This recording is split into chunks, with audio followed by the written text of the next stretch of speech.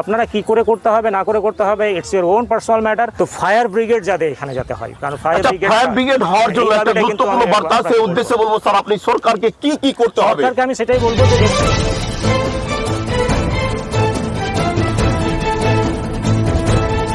তা আমরা পিসমেটস এবং আমাদের আরেকটা ইউনিট আছে যুব কাফেলা, তো এখানে আমরা মোটামুটি রাতে 200 জন লোকের মতো একটা খাওয়ার একটা ব্যবস্থা আমরা এখানে। গতকালকে কালিয়াচক ব্রেকিং নিউজ চ্যানেলের বিশ্বস্ত অ্যাঙ্কারের মাধ্যমে আপনাদের উদ্দেশ্যে ডাক দিয়েছিলাম, সমস্ত কিছুই এই সর্বহারাদের কাছ থেকে কেড়ে নিয়েছে সেই বিধ্বংসী আগুন। আপনারা একটু এগিয়ে আসবেন। আমরা পেয়ে গেছি আমাদের কালিয়াচক তথা মালদহ জেলার অন্যতম ব্যক্তিত্ব ডাক্তার সিদ্ধার্থ শঙ্কর ঘোষ। জেলার মধ্যে বিভিন্ন ঘটনা ঘটেছে, তার মধ্যে এই ঘটনা 30 থেকে 35টা বাড়ি পুড়ে ছাই। অন্যান্য ঘটনার সঙ্গে কিরকম আপনি? অন্যান্য ঘটনার সঙ্গে এরা হয়তো 8 বার 10 বার অলরেডি গঙ্গাতে বাড়ি হারিয়ে এসছে, এবং তারপরে তারা এখানে একটা জায়গাতে তারা এখানে এসছে, আবার তারা আজকে বাড়ি নিঃস্ব হয়ে গেল। আপনারা জড়িয়ে থাকুন, আমি কিছুক্ষণের মধ্যেই সে সর্বহারাদের সঙ্গে কথা বলবো, সেই তথ্য আপনাদের সামনে তুলে ধরার চেষ্টা করব। তবে কিছু আরো গুরুত্বপূর্ণ প্রশ্ন আমি তিনার কাছ থেকে জানবো। স্যার, আজকের এই ঘটনা কি কি অসুবিধার সম্মুখীন হয়েছে? এই যে দেখুন আপনি, এখানে একটা চাল আছে এবং চালগুলো এখানে দেখুন একদম পুরো কয়লা হয়ে গেছে একেবারে। আর এখানে দুটো সাইকেল, এই দুটো সাইকেল আমার বারবার ছবি মনে আসছে, কারণ একটা বাবার সাইকেল, একটা বাচ্চার সাইকেল। এখানে কাগজ নয়, আসলে এগুলো হচ্ছে ক্লাসের বই। এই যে এটা একটা অঙ্ক বই।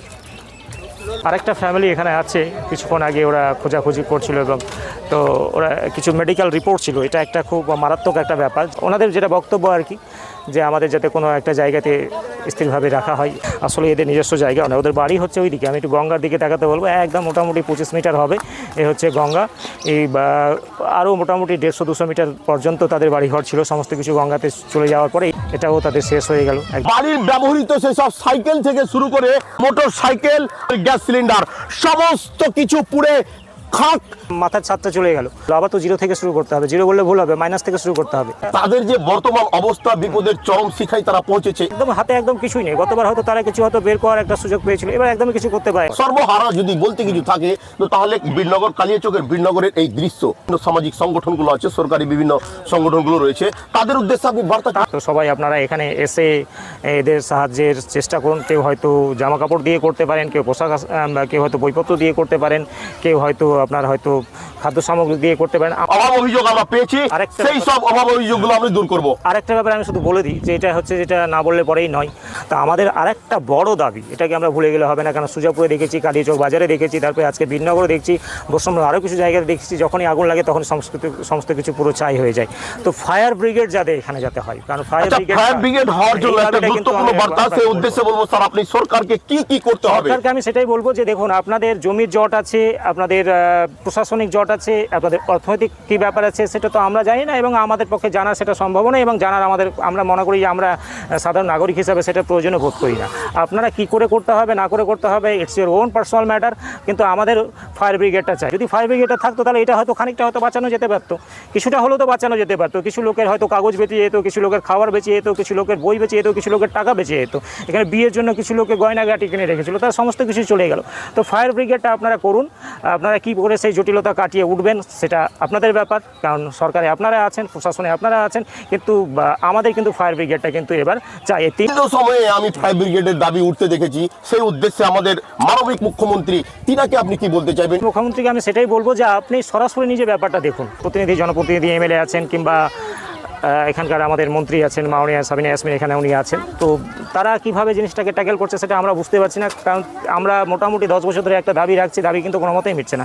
তো আপনাদের কাছে কিংবা আপনার কাছে একটা আমার আবেদন যে আপনি সরাসরি ব্যাপারটা দেখুন যে মালদাতে, দক্ষিণ মালদায় কেন একটা ফায়ার ব্রিগেড হচ্ছে না। আপনি সরাসরি হস্তক্ষেপ করে আমাদের একটা ফায়ার ব্রিগেড আপনি করে দিন। কোনো রকম 7-5 আর না ভেবে আমাদের অতি গুরুত্বপূর্ণ সেই ব্যবস্থা ফায়ার ব্রিগেড আপনি করবেন, এরকম ধরনের রিকোয়েস্ট সরাসরি আপনার কাছে আমি আমার জানবো যে মালদা জেলার জেলা সমাহর্তা মাননীয় ডিএম মহাশয়, তিনি এই সব ঘটনাগুলো জানেন, তিনার উদ্দেশ্যে কি বার্তা থাকবে? ডিস্ট্রিক্ট ম্যাজিস্ট্রেটের কাছেও সেটা বলবো যে দেখুন, আপনারা যদি কিছু মনে হয় যে আপনার পার্সোনাল লেভেল এজেন্সটাকে আরও বেশি পার্শ্ব করা উচিত, আপনার সঙ্গে তো আরও প্রশাসনিক ওপরের স্তরের লোকজনদের সঙ্গে কিংবা মাননীয় মুখ্যমন্ত্রীর সঙ্গেও আপনার হয়তো কখনো কখনো দেখা হয় প্রশাসনিক বৈঠকে কোনো জায়গাতে, আপনি সরাসরি সেটা বলুন যে ম্যাডাম এখানে আমাদের একটা ফায়ার ব্রিগেডটা খুব দরকার, আপনি সরাসরি ব্যাপারটা দেখুন। আমার শুধু একটাই দাবি মুখ্যমন্ত্রীর কাছে, যদি খবরটা যায় যে আপনি সরাসরি ব্যাপারটা দেখুন যে এখানে ফায়ার ব্রিগেডটা হয়, আপনি চাইলে পরে এটা কিন্তু হবে। 15 থেকে 16 লক্ষ কালিয়াচকবাসীর এই আওয়াজ, এই ভয়েস তাকে এই পৃথিবীর মধ্যে এই মুহূর্তে উদ্ভাসিত করার জন্য সেই 15-16 লক্ষ কালিয়াচকবাসীর উদ্দেশ্যেই বা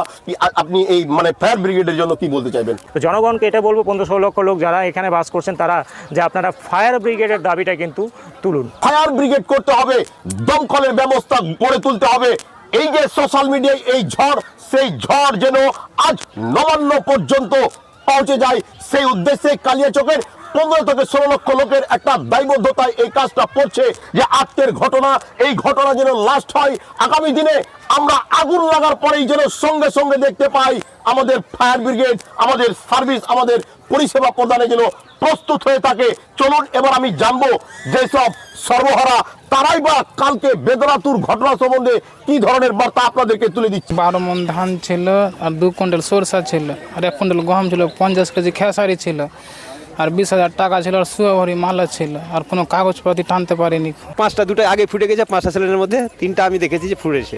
কি রান্না করেছিল কিভাবে লাগলো বলতে পারবো না, সব পুড়ে গেছে। এটা কাপড় সাহেব বলে পড়ে বাড়ি থেকে বাড়িয়েছে। না, রান্না করছিল বউটা, এই ঘরে চাল আনতে গেছে, চাল আনতে গিয়েই আগুন উঠে আল। খাওয়া দাওয়া এখন কুটুম্ব বাড়ি থেকে কেউ খাচ্ছি, কেউ সব পুরো ছাই পরে বুটম করে এসে হালকা যারা যেগুলো আগুন জ্বলছিল ওইগুলো এসে লিভানো হয়ে এই ত্রিপলের নিচে খাচ্ছি, খাবার কিভাবে কোথা থেকে পাচ্ছি? বিভিন্ন সংগঠনগুলো এগিয়ে এসছে, সরকারিভাবে কি কি সহযোগিতা পেয়েছেন? প্রথমত মানুষকে সজাগ থাকতে হবে। বড় ঘটনাকে আমরা রুখতে পারতাম যদি দমকল বাহিনী এসে আমাদেরকে সহযোগিতা করতাম। হ্যাঁ, সেটা তো আছেই, দমকল বাহিনী এখানে তো ওটা ফার্স্ট কথা।